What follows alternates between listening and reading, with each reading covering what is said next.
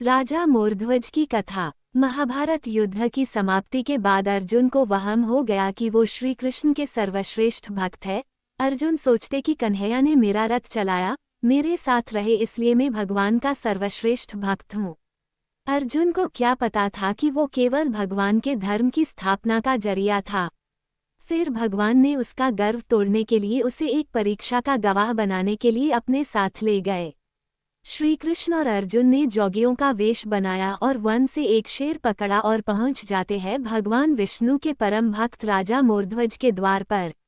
राजा मोरध्वज बहुत ही दानी और आवभगत वाले थे। अपने दर पे आए किसी को भी वो खाली हाथ और बिना भोज के जाने नहीं देते थे। दो साधु एक सिंह के साथ दर पर आए हैं, ये जानकर राजा नंगे पांव दौड़ के द्वार पर गए और भगवान के तेज से नतमस्तक हो आतिथ्य स्वीकार करने के लिए कहा। भगवान कृष्ण ने मोरध्वज से कहा कि हम मेजबानी तभी स्वीकार करेंगे जब राजा उनकी शर्त माने। राजा ने जोश से कहा, आप जो भी कहेंगे मैं तैयार हूँ। भगवान कृष्ण ने कहा, हम तो ब्राह्मण हैं, कुछ भी खिला देना, पर ये सिंह नरभक्षी है। तुम अगर अपने इकलौते बेटे को अपने हाथों से मारकर इसे खिला सको तो ही हम तुम्हारा आतिथ्य स्वीकार करेंगे। भगवान की शर्त सुन मोरध्वज के होश उड़ गए। फिर भी राजा अपना आतिथ्य धर्म नहीं छोड़ना चाहता था।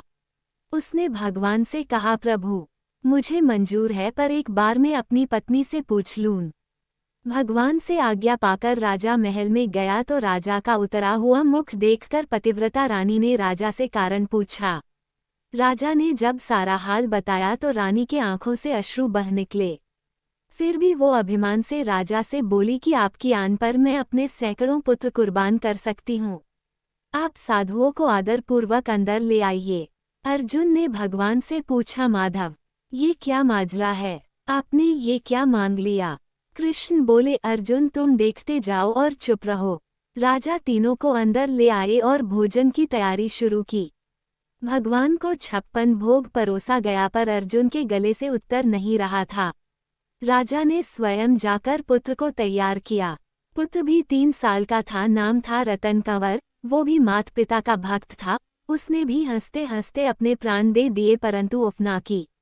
राजा रानी ने अपने हाथों में आरी लेकर पुत्र के 2 टुकड़े किए और सिंह को परोस दिया। भगवान ने भोजन ग्रहण किया, पर जब रानी ने पुत्र का आधा शरीर देखा तो वो आंसू रोक न पाई। भगवान इस बात पर गुस्सा हो गए कि लड़के का एक फाड़ कैसे बच गया। भगवान रुष्ट होकर जाने लगे तो राजा रानी रुकने की मिन्नतें करने लगे। अर्जुन को एहसास हो गया था कि भगवान मेरे ही गर्व को तोड़ने के लिए ये सब कर रहे हैं। वो स्वयं भगवान के पैरों में गिरकर विनती करने लगा और कहने लगा कि आपने मेरे झूठे मान को तोड़ दिया है। राजा रानी के बेटे को उनके ही हाथों से मरवा दिया और अब रूठ के जा रहे हो, ये उचित नहीं है। प्रभु मुझे माफ करो और भक्त का कल्याण करो। तब केशव ने अर्जुन का घमंड टूटा जान रानी से कहा कि वो अपने पुत्र को आवाज दे। रानी ने सोचा पुत्र तो मर चुका है, अब इसका क्या मतलब। पर साधुओं की आज्ञा मानकर उसने पुत्र रतन कंवर को आवाज लगाई। कुछ ही क्षणों में चमत्कार हो गया। मृत रतन कंवर, जिसका शरीर शेर ने खा लिया था, वो हंसते हुए आकर अपनी मां से लिपट गया। भगवान ने मोरध्वज और रानी को अपने विराट स्वरूप का दर्शन कराया। पूरे दरबार में वासुदेव कृष्ण की जय जयकार गूंजने लगी। भगवान के दर्शन पाकर अपनी भक्ति सार्थक जान मोरध्वज की आंखें भर आई और वो बुरी तरह बिलखने लगे। भगवान ने वरदान मांगने को कहा तो राजा रानी ने कहा, भगवान एक ही वर दो कि अपने भक्त की ऐसी कठोर परीक्षा न ले जैसी आपने हमारी ली है। तथास्तु कहकर भगवान ने उसको आशीर्वाद दिया और पूरे परिवार को मोक्ष दिया।